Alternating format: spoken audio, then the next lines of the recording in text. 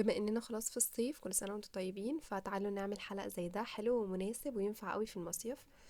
اول حاجة هستخدم خيط اسمه ليزا فور ايفر، وده بيكون رفيع لان احنا مش هنحتاج تقل يعني حاجة تقيلة على الودن، فلازم حاجة تكون خفيفة.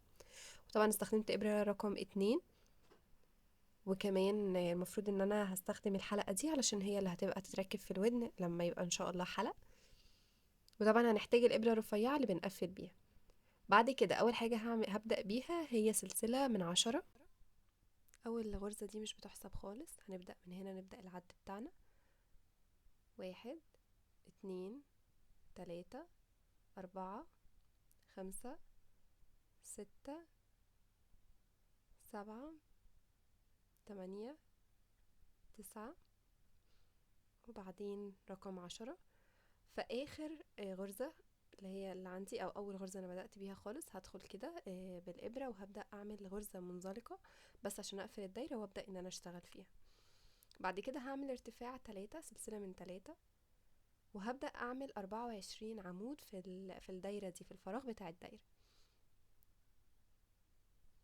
تمام. طبعا العمود ان انا باخد لفة كده على الابرة، وبعدين بسحب الخيط مرة، وبعدين بعديه بره دايرتين، وبعدين بعديه بره الدايرتين التانيين.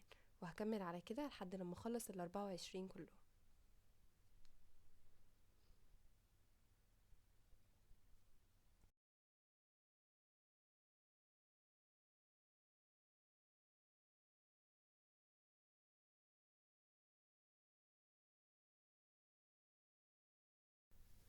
كده خلصت ال24 ولازم اقفل الصف ده، فانا هدخل في اول عمود عملته وهعمل فيه برضو غرزة منزلقة. دايما لما احب اقفل الصف بقفله بغرزة منزلقة. تمام. بعد كده هنعمل سلسلة واحدة، وفي نفس مكان الغرزة اللي انا واقفة عندها هعمل غرزة حشو. وبعدين هعمل سلسلة من 5. 1 2 3 4 5. وبعدين هنعد 1 2 وندخل في تالت غرزة واعمل فيها برضو غرزة حشو.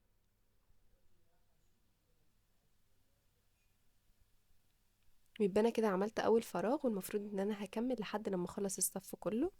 المفروض يكون عندي 8 فراغات، يعني انا المفروض هكرر ده 8 مرات. كده برضو انا عملت الخمسة، وبعدين هنعد 3 1 2 وندخل في تالت واحدة. وهعمل غرزة الحشو العادية، وهكمل لحد لما اخلص زي ما اتفقنا.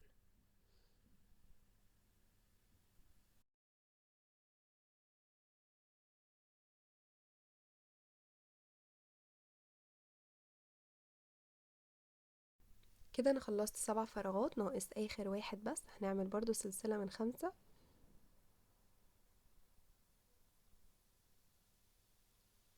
وبعد كده في اول فراغ او في اول غرزة كنت شغالة فيها اصلا هعمل فيها غرزة منزلقة علشان اقفل الصف ده خالص. بعد كده هنعمل سلسلة واحدة بس، وهدخل في اول فراغ عندي وهبدأ اشتغل. انا كل شغلي اللي جاي يبقى كله في الفراغات مش في السلسلة، في الفراغ نفسه. هنعمل اول حاجة غرزة حشو، وبعد كده 7 عمود، وبعدين غرزة حشو. وده اللي هنكرره في الثمان فراغات. يعني انا عملت غرزة الحشو وبعدين دي العمود. زي ما اتفقت معاكم انا لازم اعمل 7 عمود.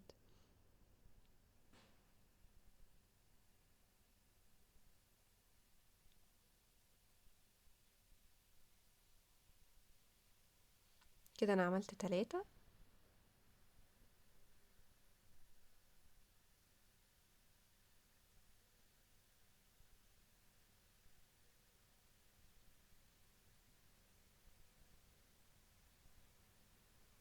وده اخر واحد. المفروض ده هيكون شكلها، هي المفروض تكون طالعة نازلة كده. وبعدين هنعمل اخر حاجة غرزة الحشو. كده انا خلصت اول فراغ من ال8 اللي عندي. هكمل هدخل في اللي بعدها وهكرر نفس الكلام. هنعمل بس غرزة حشو، وبعدين 7 عمود، وبعدين غرزة حشو تاني. ونفضل نكمل لحد لما نخلص كل الفراغات اللي عندي.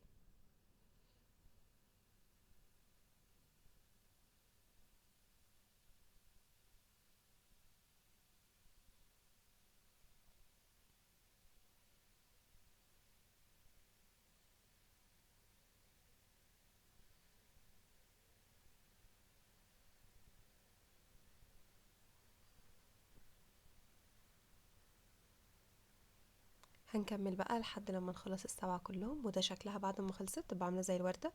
برضو في اول غرزة عملتها هدخل وهقفل بغرزة منزلقة، وانا كده المفروض ان انا مش هشتغل في الوردة تاني خلاص. يعني انتوا لو عايزين تقصوا الخيط دلوقتي خلاص هنقصها. ده المفروض ان انا هزود لها في الاخر اللي هو الجزء اللي تحت ده واللولي. تمام. هنسحب كده لبره وخلاص. طبعا هندريها بالابره بتاعتنا زي ما احنا متعودين على طول، وده هيكون شكلها بعد ما دارينا الخيط وخلاص. نيجي بقى للجزء اللي تحت وازاي هعمله. اول حاجه هجيب كرتونه او اي ورقه ناشفه شويه، وهجيب نفس الخيط اللي انا كنت شغاله بيه وابدا الفه على الكرتونه دي. وناخد بالنا ان احنا ما نقللش قوي، يعني مثلا ما توقفيش على كده الحبه دول، لا قليلين، هنزود عليهم شويه لحد ما تحسي ان الفوليوم بتاعها كويس، يعني شكله لطيف ومش محتاجه ان انت تزودي اكتر. انا حسيت ان كده تمام. هنقص طبعا الخيط، وبعدين جبت ابره وفيها نفس الخيط برضو، وهدخل الابره تحت كل الخيوط اللي انا لفتها على الكرتونه دي.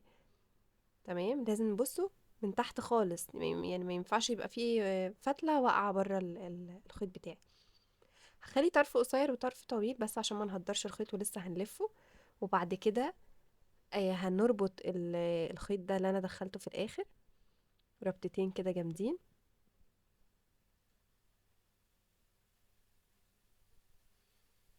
تمام. بعد كده المفروض ان انا هقص الخيط من تحت من عكس الحتة اللي انا ربطت فيها. هنقص كل الخيط. تمام. هو الطول لو في واحدة مش في نفس طولها عادي، لان احنا لسه هنظبط يعني المقاس بتاع الطول بتاعي. هنتنيهم بقى كده، وخلي بالك عشان ما تفكش منك. الجزء القصير انا نزلته معاهم مش مهم. الجزء الطويل بقى هبدأ الفه على البتاعة دي من فوق. نفضل نلف كويس لحد برضو ما نتأكد انها خلاص ان شاء الله مش هتفك مننا. بالإبرة برضو نفس الخيط ودخلت فيها الإبرة، وهدخل كده من تحت الخيط اللي انا لفيته علشان اضمن انها ما تتفكش خالص.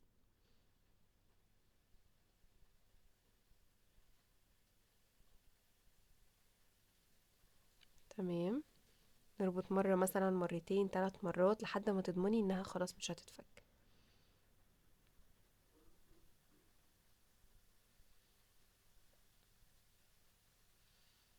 المفروض بعد كده ان انا هقص الخيط اللي تحت، ومش مشكلة احنا لسه هنسويها وهنخليهم طول واحد.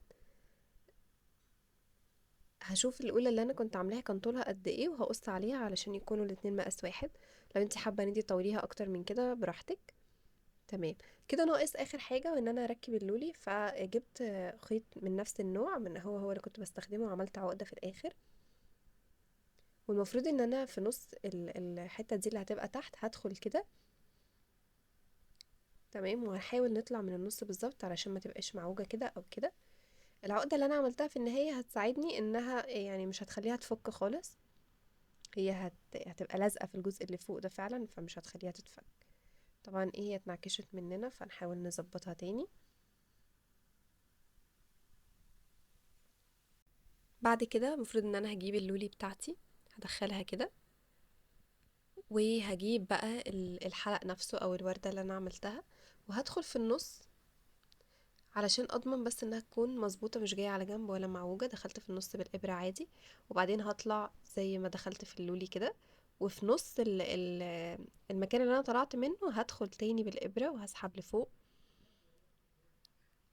وبعدين المفروض هنقص الخيط بقى بعد ما نظبطها. بس الاول نتأكد انها معمولة صح.